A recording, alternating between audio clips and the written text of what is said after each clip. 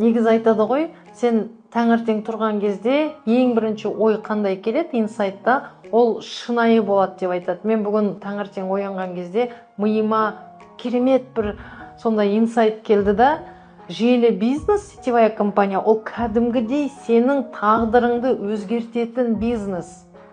Өздеріңіз ойлаңыздаршы, қазір анализ жасап қарасақ, қаншама адамдар өмірінде дүние жүзіне Қазақстаннан шығып көрмеген, өздерінің ауылынан шығып көрмеген адамдар шет мемлекетіне барып жатыр.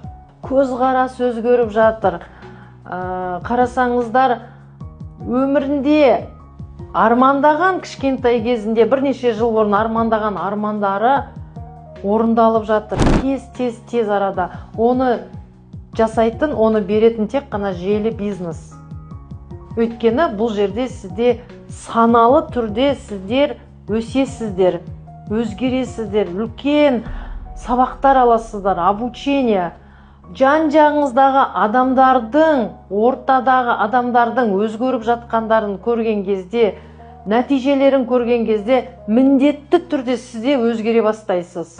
А сіз қалай ойлайсыз? Өз ойыңызбен бөлісіп кетіңіз.